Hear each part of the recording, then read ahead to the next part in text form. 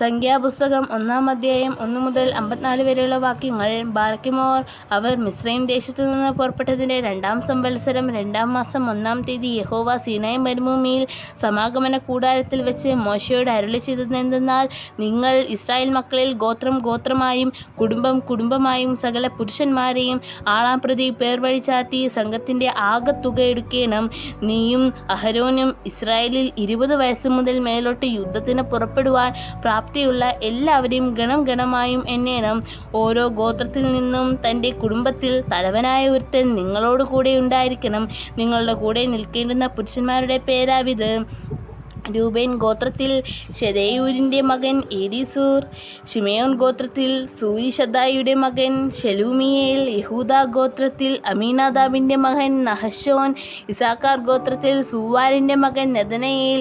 സെബൂലൂൻ ഗോത്രത്തിൽ ഹോലോൻ്റെ മകൻ ഏലിയാബ്. യോസേഫിൻ്റെ മക്കളിൽ എഫ്രൈം ഗോത്രത്തിൽ അമ്മിഹൂദിൻ്റെ മകൻ ഏലീശാമ. മനശ്ശെ ഗോത്രത്തിൽ പേദാസൂരിൻ്റെ മകൻ ഗമലിയേൽ. ബെന്യാമിൻ ഗോത്രത്തിൽ ഗിദെയോനിയുടെ മകൻ അബീദാൻ. ദാൻ ഗോത്രത്തിൽ അമ്മീശദ്ദായിയുടെ മകൻ അഹിയേസർ. ആശേർ ഗോത്രത്തിൽ ഓക്രോൻ്റെ മകൻ പഗിയേൽ. ഗാദ് ഗോത്രത്തിൽ ദെയൂവേലിൻ്റെ മകൻ ഏലിയാസാഫ്. നഫ്താലി ഗോത്രത്തിൽ ഏനാൻ്റെ മകൻ അഹീര. ഇവർ സംഘത്തിൽ നിന്നും വിളിക്കപ്പെട്ടവരും തങ്ങളുടെ ഗോത്രങ്ങളിൽ പ്രഭുക്കന്മാരും ഇസ്രായേലിൽ സഹസ്രാധിപന്മാരും ആയിരുന്നു. കുറിക്കപ്പെട്ട ഈ പുരുഷന്മാരെ മോശെയും അഹരോനും കൂട്ടിക്കൊണ്ടുപോയി. 2-ാം മാസം 1-ാം തീയതി അവർ സർവ്വസഭയെയും വിളിച്ചു കൂട്ടി. അവർ ഗോത്രം ഗോത്രമായും കുടുംബം കുടുംബമായും ആളാംപ്രതി 20 വയസ്സ് മുതൽ മേലോട്ട് പേരുപേരായി താന്താങ്ങളുടെ വംശവിവരം അറിയിച്ചു. യഹോവ മോശെയോട് കൽപ്പിച്ചതുപോലെ അവൻ സീനായി മരുഭൂമിയിൽ വെച്ച് അവരുടെ എണ്ണമെടുത്തു. ഇസ്രായേലിൻ്റെ മൂത്ത മകനായ രൂബേൻ്റെ മക്കളുടെ സന്തതികൾ കുലം കുലമായും കുടുംബം കുടുംബമായും ആളാംപ്രതി 20 വയസ്സ് മുതൽ മേലോട്ട് യുദ്ധത്തിന് പ്രാപ്തിയുള്ള സകല പുരുഷന്മാരും പേരുപേരായി രൂബേൻ ഗോത്രത്തിൽ എണ്ണപ്പെട്ടവർ 46,500 പേർ. ശിമെയോന്റെ മക്കളുടെ സന്തതികളിൽ കുലം കുലമായും കുടുംബം കുടുംബമായും ആളാംപ്രതി 20 വയസ്സ് മുതൽ മേലോട്ട് യുദ്ധത്തിന് പ്രാപ്തിയുള്ള സകല പുരുഷന്മാരും പേരുപേരായി ശിമെയോൻ ഗോത്രത്തിൽ എണ്ണപ്പെട്ടവർ 59,300 പേർ.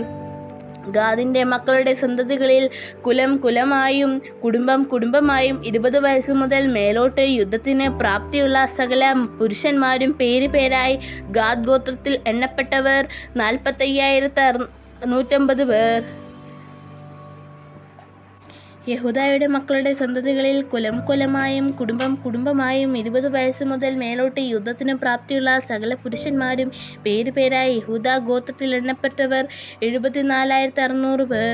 ഇസാഖറിൻ്റെ മക്കളുടെ സന്തതികളിൽ കുലം കുലമായും കുടുംബം കുടുംബമായും 20 വയസ്സ് മുതൽ മേലോട്ട് യുദ്ധത്തിന് പ്രാപ്തിയുള്ള സകല പുരുഷന്മാരും പേരുപേരായി ഇസാഖാർ ഗോത്രത്തിൽ എണ്ണപ്പെട്ടവർ 54,400 പേർ. സെബൂലൂൻ്റെ മക്കളുടെ സന്തതികളിൽ കുലം കുലമായും കുടുംബം കുടുംബമായും 20 വയസ്സ് മുതൽ മേലോട്ട് യുദ്ധത്തിന് പ്രാപ്തിയുള്ള സകല പുരുഷന്മാരും പേരുപേരായി സെബൂലൂൻ ഗോത്രത്തിൽ എണ്ണപ്പെട്ടവർ 57,600 പേർ.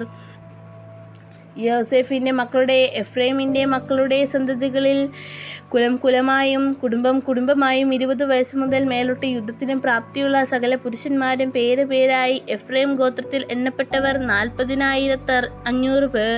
മനശ്ശെയുടെ മക്കളുടെ സന്തതികളിൽ കുലം കുലമായും കുടുംബം കുടുംബമായും 20 വയസ്സ് മുതൽ മേലോട്ട് യുദ്ധത്തിന് പ്രാപ്തിയുള്ള സകല പുരുഷന്മാരും പേരുപേരായി മനശ്ശെ ഗോത്രത്തിൽ എണ്ണപ്പെട്ടവർ 30,200 പേർ. ബെന്യാമിൻ്റെ മക്കളുടെ സന്തതികളിൽ കുലം കുലമായും കുടുംബം കുടുംബമായും 20 വയസ്സ് മുതൽ മേലോട്ട് യുദ്ധത്തിന് പ്രാപ്തിയുള്ള സകല പുരുഷന്മാരും പേരുപേരായി ബെന്യാമിൻ ഗോത്രത്തിൽ എണ്ണപ്പെട്ടവർ 35,400 പേർ.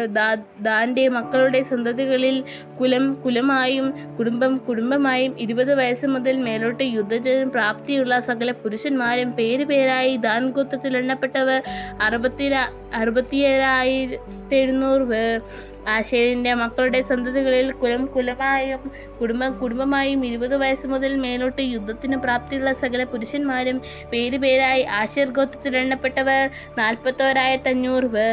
നഫ്താലിയുടെ മക്കളുടെ സന്തതികളിൽ കുലം കുലമായും കുടുംബം കുടുംബമായും 20 വയസ്സ് മുതൽ മേലോട്ട് യുദ്ധത്തിന് പ്രാപ്തിയുള്ള സകല പുരുഷന്മാരും പേരുപേരായി നഫ്താലി ഗോത്രത്തിൽ എണ്ണപ്പെട്ടവർ 53,400 പേർ. മോശയും അഹരോനും ഗോത്രത്തിന് ഒരുവൻ വീതം ഇസ്രായേൽ പ്രഭുക്കന്മാരായി 12